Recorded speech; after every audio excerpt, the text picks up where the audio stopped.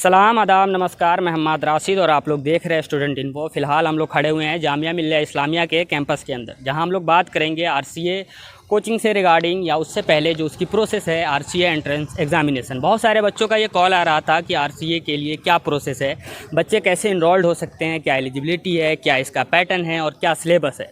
तो उससे ही रिलेटेड हम लोग आरसीए इंटरनल एक स्टूडेंट से बात करेंगे और जानेंगे कि क्या प्रोसेस है, कैसे तैयारी कर सकते हैं। इन सारी चीज़ों पर बने रहिए हमारे साथ। पहले आप अपना नाम बताएँगे। मेरा नाम मोहिबुल्ला अंसारी है। मेरी रैंक 389 थी और मैं आईपीएस 2020 सिविल सर्विस एग्जामिनेशन में मेरे को अलॉट हुआ था। मैं आईपीएस 2021 बैच का हूँ और मुझे मेरा होम कैडर अलोकेटेड है, दैट इज़ बिहार कैडर। अच्छा, उससे पहले 2020 के एग्जामिनेशन से पहले जो उससे पहले आरसीए का एंट्रेंस एग्जामिनेशन जो था, वो उसके लिए क्या तैयारी थी आपकी? मैंने एज सच आरसीए के लिए कोई प्रिपरेशन नहीं किया था। मैं 2019 में आरसीए आया था, जामिया आरसीए। उससे पहले मैंने यूपीएससी के 4 अटेम्प्ट दे रखा था। तो मेरा पहले में इंटरव्यू तक गया, दूसरे में मैं मेंस तक गया और तीसरे में मैं प्री फेल हुआ और चौथे में मैं प्री फेल हुआ। तो फिर मैंने सोचा कि अब शायद मुझे एक ऐसी जगह जाना चाहिए जहाँ पे मुझे थोड़ा एक अच्छा एनवायरनमेंट मिले पढ़ने का। तो आरसीए में मुझे पता था कि बहुत अच्छा माहौल मिल जाता है पढ़ने का, तो इसलिए मैंने आरसीए का अप्लाई किया था। ये माहौल की बात जो कर रहे हैं, बहुत सारे ऐसे बच्चे हैं, जब हम लोग बच्चों का रिव्यू कर रहे होते हैं, ख़ासतौर से यूजी एग्जामिनेशन में यानी ग्रेजुएशन में जो बच्चे तैयारी कर रहे होते हैं एंट्रेंस के लिए, तो उनके पेरेंट्स का बहुत ज़्यादा ये कॉल होता है कि इन्वायरमेंट कैसा है, कौन से कैटेगरी वाले लोग फिल कर सकते हैं और क्या ऐसी फैसिलिटीज़ है जिसकी वजह से हम अपने बच्चों को आरसीए के लिए भेजें। आरसीए में सबसे अच्छी बात यह है कि यहाँ पे सभी एग्ज़ाम क्वालिफाई करके आते हैं आरसीए का, और बहुत लोग तो यहाँ इंटरव्यू देकर और सेलेक्टेड लोग भी रहते हैं। तो यहाँ पे एक माहौल अच्छा मिल जाता है आपको पढ़ने का। आपको जैसे कि आप देखेंगे आपके सामने ही कोई बच्चा ऐसा प्रिपरेशन कर रहा होगा, 5-6 अटेम्प्ट फेल हुआ होगा, 7वें अटेम्प्ट में सेलेक्ट हो रहा होगा, या 4 अटेम्प्ट फेल हो गए 5वें में सेलेक्ट हो रहा होगा। जैसे मैं 4 अटेम्प्ट फेल होने के 5वें में सेलेक्ट हुआ, तो बहुत लोगों को लगता है कि भाई फर्स्ट सेकंड में सिलेक्शन हो जाना चाहिए, और नहीं होता तो डिप्रेशन में चले जाते हैं। बट आप यहाँ आके देखते हैं कि नहीं, ऐसा भी है कि लोग इसके बाद भी सिलेक्ट हो, आपको मोटिवेशन मिलता है। सबसे इंपॉर्टेंट चीज़ है कि मुझे ऐसा लगता है कि आरसीए में सबसे इंपॉर्टेंट चीज़ है कि आप कभी डिप्रेशन में नहीं जाएंगे, क्योंकि आपको पता है कि आपके सामने वाला कितना मेहनत कर रहा है। आप पहले 6 घंटे पढ़ते थे, आपको लगता था वही बहुत, लेकिन आप देखेंगे यहाँ पे कोई बंदा है जो आपसे ज़्यादा 10 घंटे भी पढ़ रहा है, तो आप फिर 10 घंटे भी देंगे, आप फिर 11 घंटे भी देंगे, तो आप देख कर भी बहुत कुछ सीखते हैं। ये आरसीए का क्या रोल होता है? हमारी जो प्रोसेस है 6 घंटे के पढ़ने की या 8 घंटे के पढ़ने की, उसको बढ़वाने में आरसीए की क्या रोल होती है? आरसीए का ये है कि आप एक डिसिप्लिन लाइफ हो जाती है कि आप देख रहे हैं साथ, आप पहले 8 बजे उठते थे, आप देख रहे हैं आपके साथ जो कोई लड़का है वो 7 बजे उठ के लाइब्रेरी जा रहा है, तो आपको मोटिवेशन मिलता है कि यार मैं भी तो जा सकता हूँ, है ना। तो आप आप कॉम्पिटिटिव मोड में ज़्यादा अच्छे से रहते हैं, तो कॉम्पिटिटिव मोड यहाँ पे मिल जाता है आपको। आप पूछते हैं कि भाई मैं ये चीज़ पढ़ रहा हूँ, गलत है कि सही है, तो आपको आइडिया लगता रहता है कि आप कितना सही जा रहे हैं पढ़ाई लिखाई में, है ना। सिविल सर्विसेज के 4 बार मतलब कहीं ना कहीं जो अटेम्प्ट थे वो बर्बाद हुए आपके, उसके बाद 5th टाइम में जब आप थे तो आरसीए में थे, तो उसमें ऐसी क्या चीज़ थी जो आरसीए में आने के बाद आप क्वालिफाई कर गया और आईपीएस रैंक में आपका नाम भी आता है?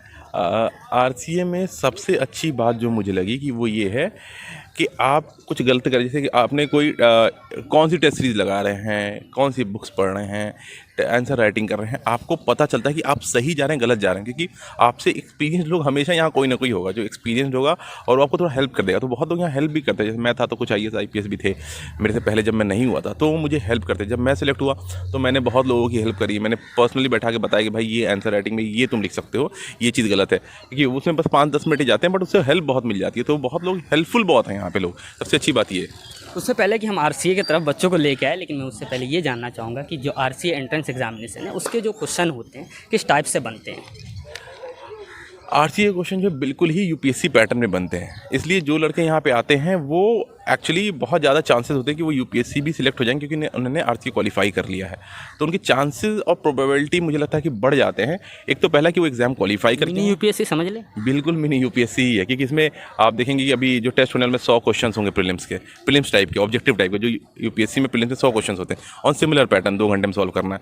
देन अगला आप देखेंगे कि इसमें ऐसे है, तो यहाँ पे भी सब्जेक्टिव एग्जाम है, फिर यहाँ पे इंटरव्यू भी है, तो हर पार्ट को थोड़ा थोड़ा इन्होंने कवर कर रखा है, तो ये एक अच्छी बात है। एमसीक्यू वाला जो पोर्शन होता है वो कौन कौन से एरिया से होता है बेसिकली?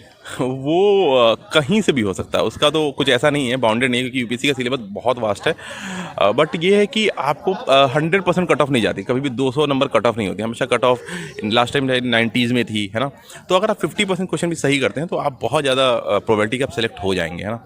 तो जैसे बेसिक कुछ बुक्स हैं वो आपको पढ़नी पड़ेंगी प्रीलिम्स के लिए, जैसे कि लक्ष्मीकांत है, पॉलिटी पॉलिटी की, स्पेक्ट्रम है, मॉडर्न हिस्ट्री की, सिंघानिया है आपकी आर्ट एंड कल्चर की, ये बेसिक बुक्स तो सबको ही पता है, एनसीईआरटी है ज्योग्राफी की, तो ये बेसिक बुक्स करना होता है। डिस्क्रिप्टिव वाला जो पोर्शन होता है उसके लिए जैसे आपने बताया कि लक्ष्मीकांत हो गया या नितिन सिंघानिया की आर्ट एंड कल्चर हो गया और एमसीक्यू के लिए, लेकिन जो डिस्क्रिप्टिव वाला पोर्शन होता है उसके लिए क्या होना चाहिए? प्रैक्टिस करना चाहिए हमें डेली, या किसी एडिटोरियल को फॉलो करना चाहिए, या क्या होना चाहिए हमारा? देखिए GS 1 में पेपर में देखेंगे तो हिस्ट्री, ज्योग्राफी और सोसाइटी है ना, तो उसमें सोसाइटी वाला पार्ट आपको एक्स्ट्रा करना होता है। मैंने क्या किया था कि सिलेबस के हर वर्ड पे अपना एक हाफ पेज का रिटर्न बना लिया था, एक कंटेंट बना लिया था, वो मैं हर वर्ड पे मेरे पास नोट्स था। तो ये एक मुझे फ़ायदा हुआ कि सिलेबस के हर टॉपिक पे मेरे पास नोट्स पहले से अवेलेबल था। तो वो आपको नोट थोड़ा रिसर्च करके बनाना पड़ेगा, या किसी कोचिंग का मटेरियल उठा लीजिएगा, उन्होंने उसको नोट बनाया होगा, तो उससे मिलाकर आप अपना एक नोट बना लीजिएगा।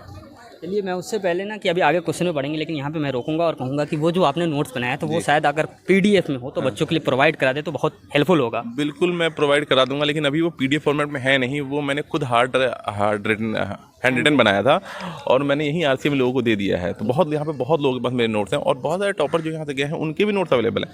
तो यहाँ पे नोट्स की सच कमी नहीं होती, उसको कैसे अपना एक स्पेसिफिक नोट्स बनाना है। हर इंसान को अपना नोट्स बनाना चाहिए। किसी टॉपर के नोट से पढ़ने से अगर कोई टॉपर बन रहा होता तो सब टॉपर हो गए होते हैं ना। अच्छा, RCA के लिए स्पेसिफिक कुछ तैयारी आपने 1 महीने के लिए सही, या 2 महीने के लिए सही, या 10 दिन के लिए सही किया था? हाँ, वो एंड में जब एग्जाम आ रहा था तब तो ऑब्वियसली करंट अफेयर्स और ये सब मैंने कवर किया था, जो बेसिक टॉपिक्स हैं वो तो मैंने कवर किया था। बट वही वो बिल्कुल ही UPSC की अगर तैयारी आपकी अच्छी है तो यहाँ भी हो जाएगा। इसके लिए कुछ स्पेसिफिक नहीं करना, आप बस UPSC के पैटर्न में तैयारी करते हैं, आप स्पेसिफिकली RCA की तैयारी नहीं कर सकते। UPSC की ही तैयारी होती है वो बेसिकली, और उसको बस रिवाइज कर लेना होता है RCA में एग्जाम देने से पहले। अच्छा, जो लोग RCA एंट्रेंस दे रहे हैं उनके लिए क्या सजेशन होगा, उन्हें कैसे करनी चाहिए चीज़ों को? देखिए, कुछ स्पेसिफिकली नहीं है कि आपको ये करना है वो करना है। Basically most important thing is कि आप UPSC की जो तैयारी कर रहे हैं उसमें आप कंठस्थ रहे हैं ना। जैसे अगर आप लक्ष्मीकांत पढ़ रहे हैं तो अगर मैं लक्ष्मीकांत आपने कोई चैप्टर पढ़ा, मैं बोलूँ कोई सवाल पूछूँ तो ऐसा नहीं होना चाहिए कि मैं पढ़ा था मैं भूल गया। ऑब्वियसली आप पढ़ के भूल जाएंगे, बट उसको रिवाइज बहुत बार करना है। जैसे मैंने पहले अटेम्प्ट में ही लक्ष्मीकांत 6 बार पढ़ा था 1 साल में, है ना। अब ऐसा नहीं कि बस लक्ष्मीकांत ही पढ़ा, उसके बाद बाकी बुक्स भी 6-6, 7-7 बार पढ़ी थी, है ना। जो मेरा वीक है मैं उसको ज़्यादा पढ़ता, वीक सब्जेक्ट को छोड़ना नहीं है, कभी कभी वो बहुत बैकफायर कर जाता है। जैसे मैंने मेडिवियल छोड़ दिया था, मुझे पता है मेडिवियल से एक क्वेश्चन आएगा, उसका उतना मैं फाइट नहीं मारता था उसके लिए। तो ये चीज़ आप कर सकते हैं कि RCA के लिए स्पेसिफिकली प्रिपरेशन ना करके आप UPSC के लिए प्रिपरेशन करें, और बस उससे पहले अच्छे से रिवाइज कर लें और करंट अफेयर्स कवर कर लें 1-2 महीने मतलब अच्छे से रिवाइज करें। आप ना डिस्क्रिप्टिव वाला जो पोर्शन है इंग्लिश में लिखे थे या हिंदी में? मैंने इंग्लिश में लिखा था, मेरा इंग्लिश मीडियम था जी। अरे, ये लैंग्वेज बैरियर होता है क्या इस तरह? बिल्कुल नहीं होता, क्योंकि मैं लोगों को जानता हूँ, जहाँ मैं IPS में ट्रेनिंग सेंटर में मैं देखा हूँ, नेशनल पुलिस एकेडमी में हैदराबाद में, कि वहाँ पे लोग हिंदी मीडियम से भी हैं, तो ऐसा कोई इशू नहीं है। बट वही है कि आप जो चूज़ करें उसमें आपको कमांड होना चाहिए। अच्छा, मैं ना कहूँ कि RCA मैं क्यों आऊँ? आप RCA स्टूडेंट हैं, वहाँ के सारी चीज़ों को अच्छे से जान रहे, उसके इन्वायरमेंट को बहुत अच्छे से जान रहे, तो आपका क्या कहना होगा? मैं RCA को इसलिए बहुत ज़्यादा रिकमेंड करता हूँ कि RCA में सबसे अच्छी बात ये है कि यहाँ पे आपको एक तो लोग अच्छे मिलते हैं, दूसरा आपको कंटेंट अवेलेबल हो जाता है मेंस के। जैसे मैंने बताया कि मैंने नोट दे के चला गया था, अब वो RCA में ही लोगों के पास है, तो आप यहाँ आएंगे तो वो नोट ही मिल जाएंगे। मेरे जैसे बहुत टॉपर्स हैं जिनके नोट्स अवेलेबल हैं, तो ये चीज़ की अवेलेबिलिटी होती है। सेकंड, थर्ड कि यहाँ के एडमिनिस्ट्रेशन भी बहुत सपोर्टिव है, जैसे रेगुलर टेस्ट कराना, रेगुलर गाइडेंस देना, है ना, इन चीज़ों की अवेलेबिलिटी है। तो इसलिए मैं RCA प्रेफर करता हूँ।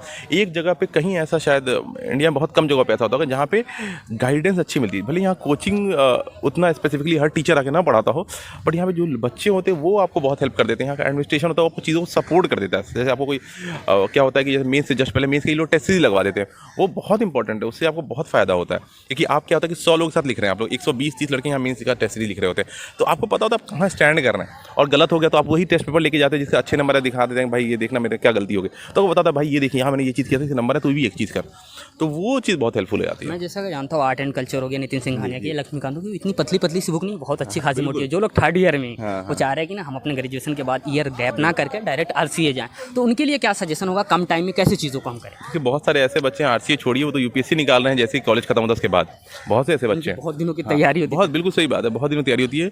तो लेकिन आप जैसे मैं सबसे इंपॉर्टेंट चीज़ आपको प्रेफर करूँगा ना कि आप टॉपर्स के टॉक देखें।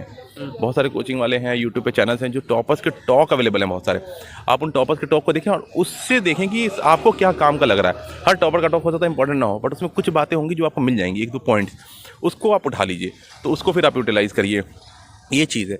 और आरसीए में आपको वही चीज़ जो टॉपर स्टॉक पे मिल रहा था वो यहाँ मिल जाएगा। तो वो टॉपर स्टॉक देखिए, उससे अपना कंटेंट बनाए, उससे आप ये देखिए क्या पढ़ना है। और जैसे बुक्स हैं, जैसे आपने बताया लक्ष्मीकांत है, तो लक्ष्मीकांत पहली बार पढ़ने में 1 महीना लगता है, फिर दूसरी बार पढ़ने में वो 20 दिन लगे, अगली बार पढ़ने में 10 दिन लगे। एक समय ऐसा था जब मैं 4 दिन में लक्ष्मीकांत या 3 दिन में लक्ष्मीकांत खत्म कर देता था। स्पेक्ट्रम में 2-2 दिन में ख़त्म किया स्पेक्ट्रम, क्योंकि मेरे को रटा हुआ है। तो वो पहली बार टाइम लगेगा, बट फिर दूसरी तीसरी बार वो टाइम नहीं लगता। तो उस तरीके से पढ़ा कीजिए।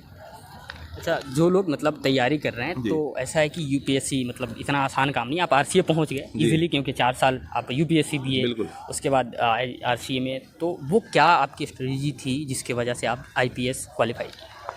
मुझे लगता है मेरा परसिवरेंस बहुत ज़्यादा तगड़ा था। उससे मतलब ये है कि मैं हार नहीं मानने वालों में से था। मतलब करना है तो करना है, लेकिन if something is tough then also I will put my 100% of effort in it, है ना। कोई ऐसा नहीं कि भाई टफ है तो मैं नहीं कर पाऊंगा, ऐसा नहीं करता। लेकिन मेरे को अगर कोई सब्जेक्ट टफ लग रहा था मैं उसको और ज़्यादा पढ़ूंगा। और हर चीज़ को, मेरे साथ एक चीज़ ये थी कि मैं हर चीज़ को बहुत अच्छे से समझता था। जैसे ये लिखा कि भाई जैसे कोई सिस्टम है, जैसे मीएंडरिंग फॉर्मेशन एग्जाम्पल ज्योग्राफी में, तो मैंने रट नहीं लिया कि भाई ऐसे ऐसे इमेज बना दी, ऐसा नहीं है। लाइक वो क्यों हुआ, उसका सिल्ट वहाँ जमा क्यों हुआ, ऐसे कैसे होता है, तो वो चीज़ हर चीज़ बेसिकली आप अंडरस्टैंड करने की कोशिश कीजिएगा।